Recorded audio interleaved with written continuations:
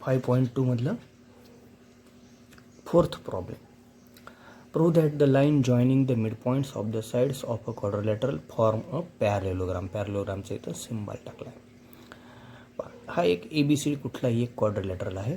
त्याचं असा कुठला स्पेसिफिक क्वाड्रिलॅटरल तो नाही आहे, म्हणजे स्क्वेअर किंवा रेक्टँगल किंवा आता आपल्याला हा पॅरलेलोग्राम असं काही नाही. ABCD हा कुठलाही एक क्वाड्रिलॅटरल आहे. त्याचे त्या साईडचे मिड पॉईंट्स आहेत P, Q, R आणि S. ABचा, BCचा, CDचा आणि ADचा ह्या चार साईडचे हे आपण मिड पॉईंट घेतलेत. तर PQRS नावाचा जो काही क्वाड्रिलॅटरल तयार झाला तो पॅरलेलोग्राम आहे असं आपल्याला प्रूव्ह करायचं. पहा, हेच पहिल्या 3-4 ह्याच्यामध्ये दिलेलं असतं वाक्यामध्ये. Let P, Q, R and S be the midpoints of the sides AB, BC, CD and AD of quadrilateral ABCD respectively. ते आपण कन्सिडर केले. आता हे 8 पॉईंट जे आहेत ह्यांचे सगळ्यांचे पोझिशन वेक्टर पहिल्यांदा कन्सिडर करायचे. Let A bar, B bar, C bar, D bar, P bar, Q bar, R bar and S bar be the PVs of the points A, B, C, D, P, Q, R and S respectively.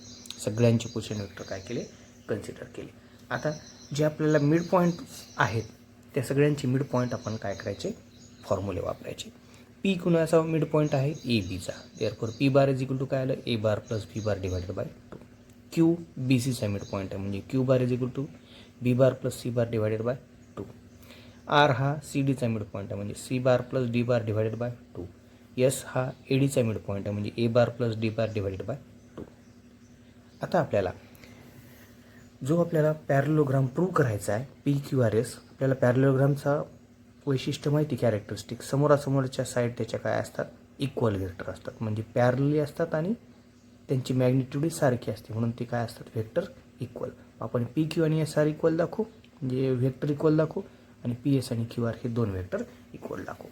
पाहता PQ त्यातला PQ बारला आपल्याला काय लिहिता येईल, terminal पॉईंटचा position vector Q bar minus इनिशियलचा position vector P bar. इथं Q बारची आणि ही P बारची व्हॅल्यू, Q बार आहे B bar plus C bar divided by 2 minus A bar plus B bar divided by 2. Denominator equal आहे. B bar plus C bar minus A bar minus B bar होणार म्हणजे B bar cancel झाला, C bar minus A bar फक्त शिल्लक राहिला. SR vector घ्यायचा त्याच पद्धतीनं म्हणजे R बार मायनस S बार. ही R बारची व्हॅल्यू, ही S बारची व्हॅल्यू. डिनॉमिनेटर इक्वल आहे. आपल्याला मिळेल C bar plus D bar minus A bar minus D bar. D bar cancel झाला म्हणजे C बार मायनस A बारच मिळाला. सेम आहे याच्यावर हे दोन वेक्टर काय झाले, इक्वल झाले. दोन वेक्टर इक्वल आहेत म्हणजे दोन्ही वेक्टर ते कोलिनियर किंवा पॅरलल आहेत. हे सेगमेंट पॅरलल लिहायला पाहिजे होतं. Similarly we can show that PS parallel QR. Therefore PQRS is parallelogram. दोन ह्याला हे व्हेक्टर काही लिहू नका इथं.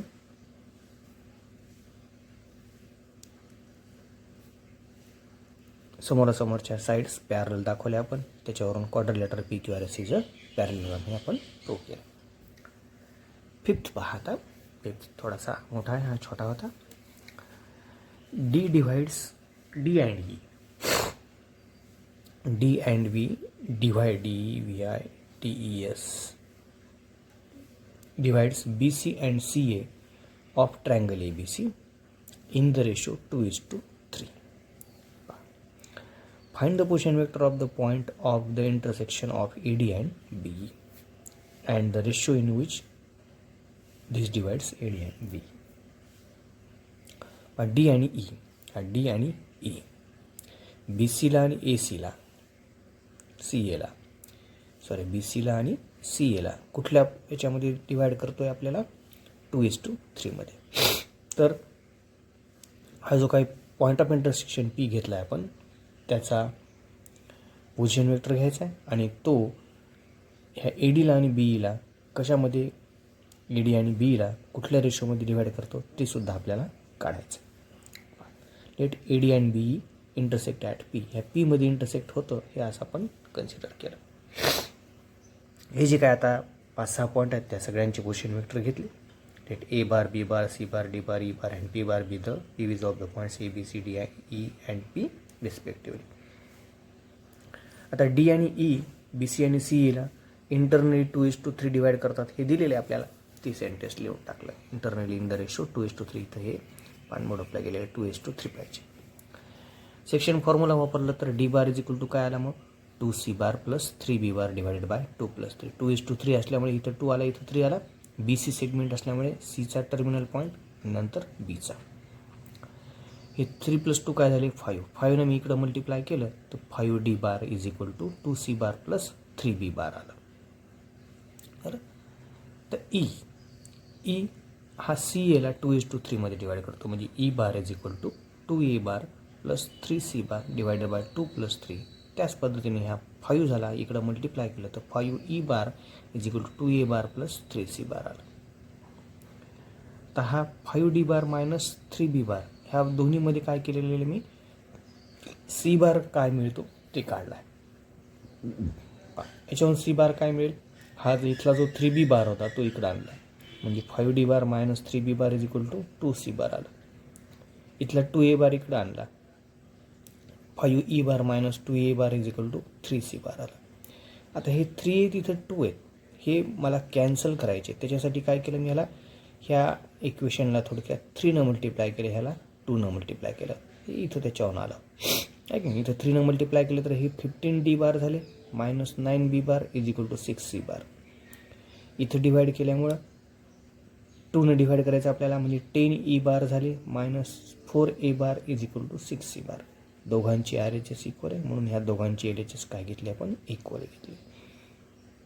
आता 5d bar minus 9b bar आलं, मग ही is equal to 10e bar minus 4a bar आलं. हा मायनस इकडं आणला 4a आणि हा 9b इकडं आणला, म्हणजे 15d बार प्लस 4a बार आलं is equal to 10e bar plus 9b bar. पहा ह्या यांची ॲडिशन केली तर 19 आली, 15 आणि 4ची. इथं पण 10 आणि 9ची ॲडिशन केली तर 19च येते. म्हणून मी काय केलं, दोन्ही इक्वेशनला 19ने डिवाइड केलं. आता ह्या 19ची फोड केली 15 प्लस 4 आणि इकडं मात्र 10 प्लस 9.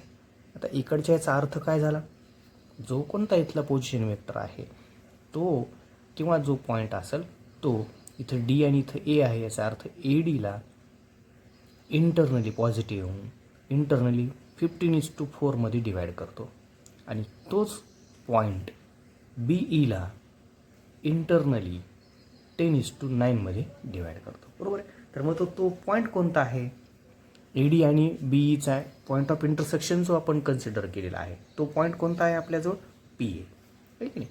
इट शोज दॅट, तेच मी जी इथं तुम्हाला सांगितलं ते इथं लिहून दाखवलेलं पहा. It shows that the point divide segment A D internally in the ratio 15:4, आणि तोच point as well as the point divides the segment B E internally in the ratio 10:9. 10:9 मध्ये तो पॉईंट डिवाइड करतो. परंतु तो पॉईंट कोणता आहे P A, but P is the point of intersection of A D and B E, म्हणजे हे काय झाले पीचे पोझिशन वेक्टर झाले 2. Therefore P divides A D internally in the ratio 15:4 and B in the ratio 10:9. ह्या दोन वेगवेगळ्या सेगमेंटला 2 वेगवेगळ्या रेशोमध्ये तो डिवाइड करतो, परंतु त्याचे पोझिशन वेक्टर मात्र काय मिळाले आपल्याला 2 मिळाले. Find the position vector of point of intersection मिळालं होतं, हे 2 पोझिशन वेक्टर मिळाले.